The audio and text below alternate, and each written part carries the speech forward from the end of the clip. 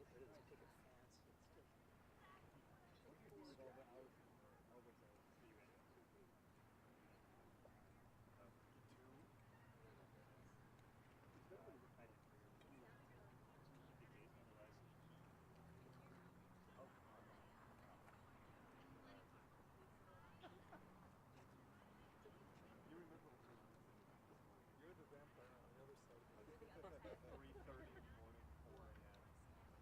So is that just to give you a break? Because that's not his BB that usually. Yeah, that's what they said, is to give me a cold breather. So whatever. They put Corona in the Well, I mean, people are covering different modalities. So Oh, like the recovery part, which I've been on, they're tagging me out with him, I guess. I wish I was more. Which is dumb, frankly, because I'm still gonna have to work on this tomorrow and write that other story, and I'd rather just kind of follow it. Right, exactly. I'm a little hesitant. It's kind of weird that They didn't talk to me about it. Like Greg called me and told me he was doing it, and then the editor told me 2 hours later.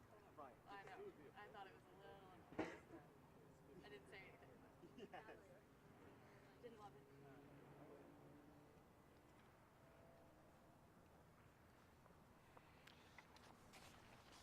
Well, good evening, and thank you for your interest. My name is Tom Chapman. I'm a member of the National Transportation Safety Board. NTSB launched a GO team to investigate an accident involving a DHC-3 turbine otter aircraft. The crash occurred on Sunday, September 4th at approximately 3:09 p.m. The plane crashed in Mutiny Bay near Whidbey Island, Washington. 6 NTSB investigators arrived on Monday to begin the investigation. Additional NTSB staff arrived today. Before I go further, on behalf of all of us at NTSB, I want to express our most sincere condolences to the family and friends of the victims of this terrible tragedy. NTSB is an independent federal agency. We're charged by Congress with investigating every civil aviation accident in the United States and significant accidents in railroad, highway, marine, and pipeline. We also issue safety recommendations aimed at preventing future accidents. A review of FAA tracking data indicates the flight departed Friday Harbor at roughly 2:33 p.m. Pacific time. The tracking data also indicates the flight duration was approximately 35 minutes.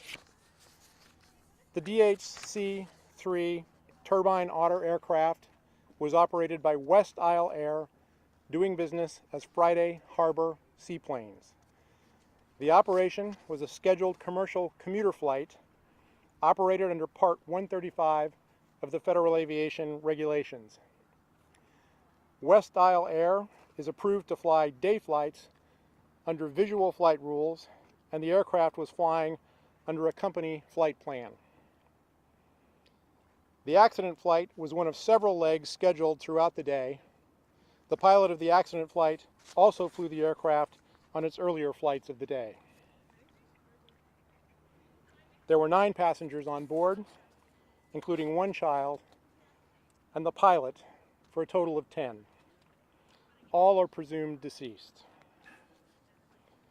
We are grateful to the various agencies who responded to this tragedy, including the U.S. Coast Guard, U.S. Customs and Border Protection, numerous local fire and rescue, EMS, and sheriff's departments, the Washington Department of Fish and Wildlife, and the Tulalip tribe. The U.S. Coast Guard led the search and rescue mission and has suspended its active search. NTSB is now directing the search for the aircraft Wreckage, working with the Washington Department of Fish and Wildlife, which is providing sonar equipment and personnel to search Mutiny Bay. The NTSB investigator in charge of this accident is Doug Brazee. Mr. Brazee is a senior investigator with over 30 years of experience. He is leading a multidisciplinary team of experts. We have formed 3 investigative groups on scene, looking at operations, airplane structures, and airplane systems. The on-scene investigation team is collecting maintenance records, pilot records, and training records from the operator. The team has already obtained FAA's ADS-B aircraft surveillance data, which recorded the airplane position and altitude. NTSB investigators and staff at NTSB headquarters in Washington, D.C. are collecting weather and air traffic control information, as well as analyzing the ADS-B data. We are collecting additional information from the FAA, the operator, which again is West Isle Air, GE Walter Engines, and the Transportation Safety Board of Canada. Viking Air is the type certificate holder on this aircraft design and will be a technical advisor to TSB Canada. Viking Air is a Canadian company, and TSB Canada is participating in accordance with international rules governing aviation accident investigations. The NTSB will be interviewing individuals who witnessed the accident. We encourage witnesses or those with information relevant to the investigation, such as videos or photographs, to contact the NTSB by email at witness@ntsb.gov. And let me repeat that email address. It's witness@ntsb.gov. For those that don't have access to email, we also offer a phone number, which is 866-328-6347. 866-328-6347. In addition to our investigators, we have specialists from our Office of Transportation Disaster Assistance on scene. They will be working closely with the families and local agencies to provide support to those involved. Our investigators will work to thoroughly document relevant evidence and gather additional factual information. Our mission is to understand not just what happened, but why it happened, and to recommend changes to prevent it from happening again. We will not be determining the probable cause of the crash while we are here on scene, nor will we speculate about the cause. These are the first steps in a lengthy investigatory process. Once again, we extend our condolences to the families, and we thank the first responders for their efforts. With that, I'll take your questions. Yes, ma'am. Fairgrounds Taylor, Seattle Times. If you're not going to say while you're here what the probable cause was, what's the time frame for that? And then while you're here, do you plan on sharing any information about recovered wreckage? Your first question, the typical time frame for an investigation is 18 to 24 months. This one is a little uncertain because of the recovery efforts underway with regard to finding and then hopefully salvaging the wreckage. That makes it a little bit more unpredictable. Those efforts are ongoing. It's hard to predict how long it's going to take. We feel confident that the wreckage will be located, but at this point that effort is still underway. Joel with the Tomo News. You mentioned that you collected the flight path data. What can you tell us about those final moments in the air? What kind of trajectory it was on? Yeah, it's still too early for us to tell. It was a relatively short flight.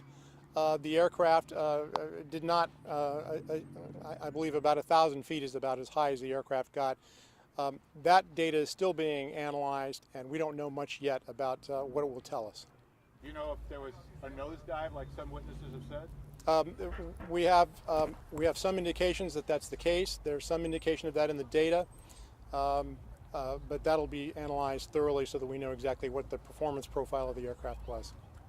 Sir, I'm Ryan Sims with the Cairo 7 News. You're talking about, the effort to gather evidence as quickly as possible. How critical is it that that wreckage is located? I mean, this is still beneath the sea. There are tides going on. Can you elaborate on how critical it is to locate that wreckage to determine any other evidence in this case? Yeah, locating the wreckage will be very important. We don't know the cause of the accident at this point. It could be related to a system failure, or mechanical failure, or some other factor related to the aircraft. We don't know that, and without that evidence, it'll be a challenge. but again, we feel confident that at some point here we'll be able to locate the wreckage. To that point, has there been any talk about bringing in the Navy or continuing to use Navy resources beyond the resources of Fish and Wildlife to try to locate that wreckage in a timely, fast manner? Yeah, not at this point, but we're only a couple of days into this.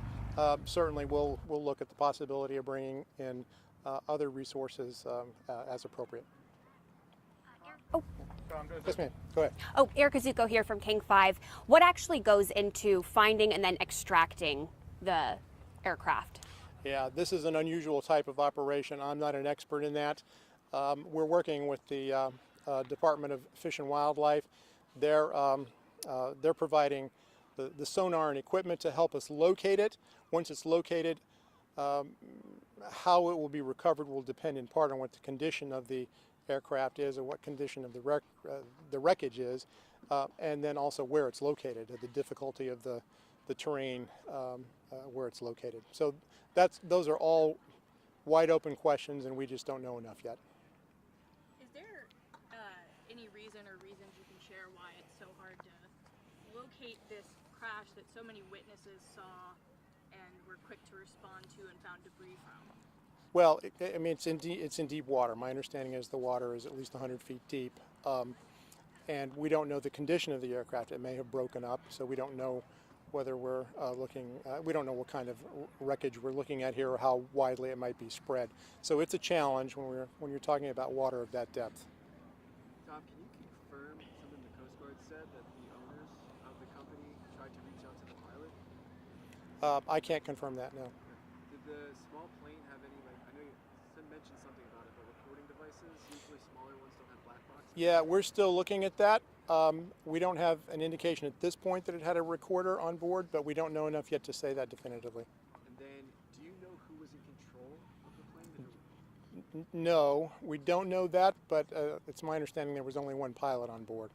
And then, can you help me to understand, it was going at like a high rate of speed into the water, which would mean that the engine is still on? I don't have information on whether the engine was. That's part of what will be determined when we have an opportunity to review the wreckage. We're able to determine an awful lot from the condition of the wreckage with respect to the speed, whether the engine was still running. We don't know that at this point. Can you explain, not for this specific instance, but in other situations where the plane would go into an object, like a vision sort of situation, or like an engine effect? The plane was going at a high rate of speed, right? Yeah, when a propeller is still turning, when an engine is still turning, there will be deformities that our experts are able to interpret as indicating that the engine was turning. So again, if we can locate the wreckage and get that to the surface where it can be examined, there's a lot that the wreckage will tell us. Is the difficulty finding the actual wreckage site abnormal? Is it taking longer than usual? And if so, how does that impact your ability to do a thorough investigation when it is found? Yeah, no, I don't think it. I mean, we're only a few days from the accident. I don't think it's taking longer than you would expect. This is an unusual situation under any circumstances. So we don't have, a lot of similar sorts of accidents that we can point to. But I mean, it's only been a couple of days. Again, we feel pretty comfortable that we'll be able to locate the wreckage. Any distress signal transmitted? We've not picked up any indication. Most aircraft of this size and type would have what's called an emergency locator transponder on board, transmitter on board. To my understanding, there's been no beacon activated or picked up. I was talking with our investigator this afternoon about that very issue.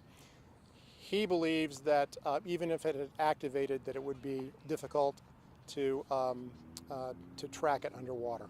No radio transmission saying that they needed help? Not that I'm aware of. Really quickly, you said that the plane never really got above 1,000 feet, that it was somewhat low, in terms of the overall atmosphere. Is it your understanding, would this plane normally, if the weather was bright and sunny, would it have gone at 1,000 feet? Is there any indication that the height and the altitude was altered because it was bad weather at the time? I don't know enough about the typical operations of this particular operator. I don't think 1,000 feet is a particularly unusual altitude, particularly since they had only recently departed from the airport. Thank you all for your interest. We appreciate it.